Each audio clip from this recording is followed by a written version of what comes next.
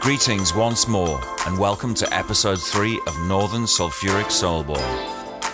These excerpts are taken from my book and album, which is available now on Bandcamp. In this episode, my journey as a DJ really begins, as the city of Manchester forms the bedrock of my musical education.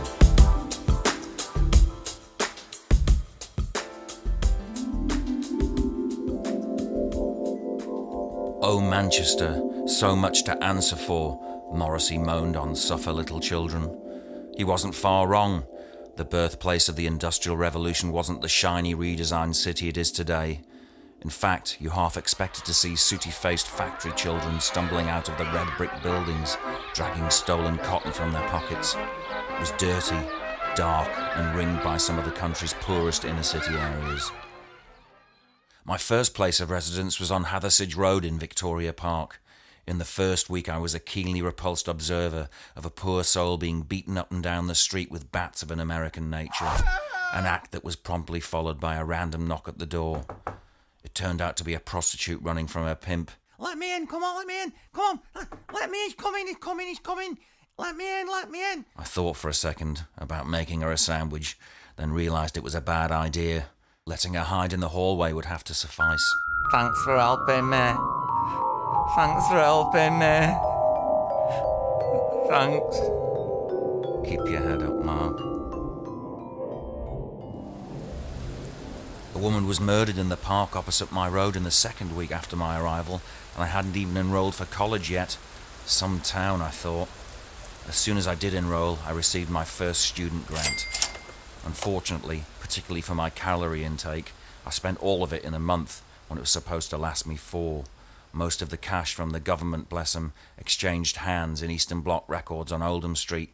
I had discovered the album compilations known as Ultimate Breaks and Beats, bootlegs from the Bronx, jam-packed with songs that formed the backbone of a hip-hop DJ's arsenal.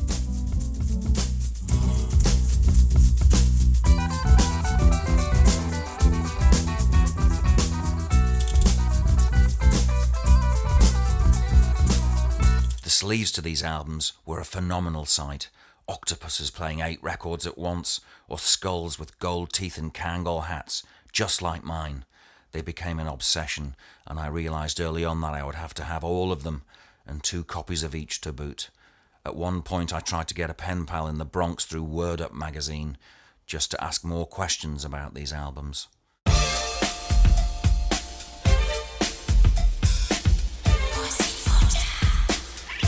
With this ever-growing selection of vinyl, I needed to step it up on the equipment front, and so, with what was left of my student grant, I purchased my first DJ setup from Johnny Roadhouse on Oxford Road.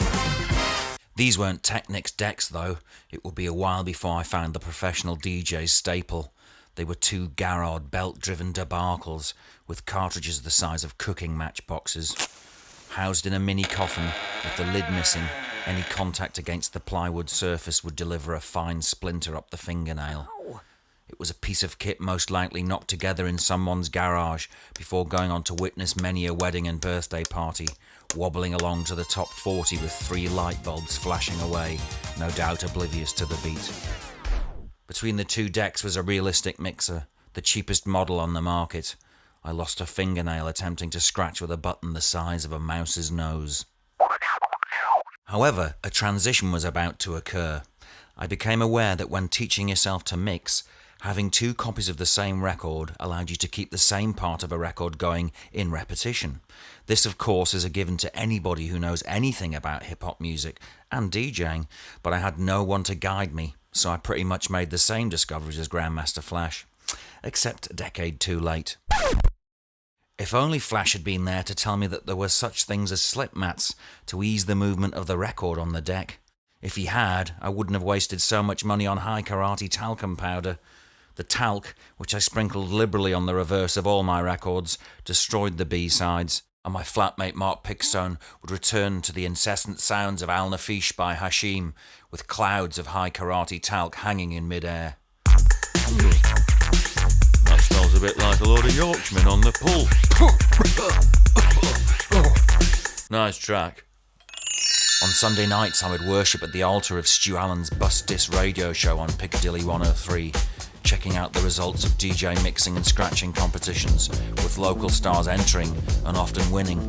O&D, Leaky Fresh, Chad Jackson, and the beatboxer Sefton Terminator were all successful in national competitions, giving a real sense of excitement locally. A local enthusiast called Paul Mulhern would send in mixes that he constructed using 3 tape decks. It wasn't long before I was using the same technique. Samplers of the time cost a lot of money.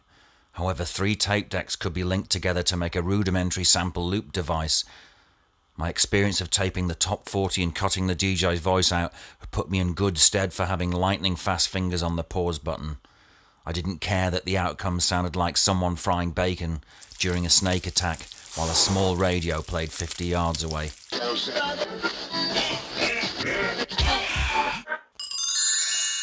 I was having trouble socialising in Manchester. It seemed too easy to stay in and develop my scratching technique, rather than brave the hordes of desperate freshers getting knocked down drunk on Oxford Road. There was also the factor of my recent discovery of malleable hashish, or squidgy black as we called it. Hours upon hours were spent practicing with the same few records, Apache by the Incredible Bongo Band.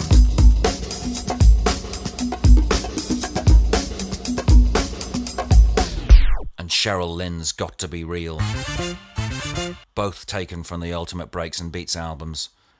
The newfound drug seemingly aided my concentration. It was, however, more likely to make me think I sounded good as opposed to actually increasing my skills. It certainly kept me locked in the same room long enough to improve. Pass the cushion thing, pass it over. An early chance to explore Manchester, that is, further afield than my doorstep and the college buildings I had to frequent, arrived with the old First Division football match between Newcastle United and Manchester United at Old Trafford. I was wise enough not to wear my scarf or any colours. This was the 80s, and football violence was still clinging heavily to the bosom of British culture. I made my way to the ground by bus and witnessed an exciting 2-2 draw with goals from the Brazilian Mirandina and the glow-in-the-dark Gordon Strachan. Man U fans in lab coats, adorned in regalia, with felt-tip etched threats, leant over the barriers to urge the Geordies to join them at a later date in the apparently grander objective of defeating the Cockneys. I thought it seemed a rather good idea, particularly as I was standing in the infantry of what would otherwise have been their opposition. It was tense, as all matches were in those days, and I left the ground making sure not to stare at anyone or open my mouth to reveal my accent. As the crowds drifted away, I searched in vain to find a bus stop and eventually started to walk in the general direction of my digs. If you were to draw a straight line between Old Trafford and Victoria Park, your pen would cut directly through Moss Side. And that's just what I did. On I swung through Gooch Close, children on bikes offering me things I'd never heard of. Adrenaline shot through my veins and anxiety poked from my eyes. I was out of my depth, and having experienced beatings in Newcastle for just happening to be from the wrong part of town, I expected the worst. Onwards I passed through the Royal Brewery on the Parkway, smelling the home straight as well as the reek of hops and barley stewing. Then I noticed a posse of 20 or so locals holding down the corner of Broadfield Road. Their hoods were up, and I was very aware that they had clocked me. The choice was to pass through them or turn around. I opted for the former and immediately regretted it as 2 members of the gang broke off and headed at speed towards me. Before they even had a chance to say anything, I was apologising profusely, trying to think of quotes from the Warriors film and anything that might just score me a get-out-of-jail card. Thankfully, they didn't care. They were only interested in making a drug deal and soon lost the scent. For the short distance I had left to get home, I perfected the art of making running look like a confident walk. You've been listening to episode 3 of Northern Sulphuric Soulboy. You can buy this book and album from Bandcamp. Just look up Mark Ray Bandcamp.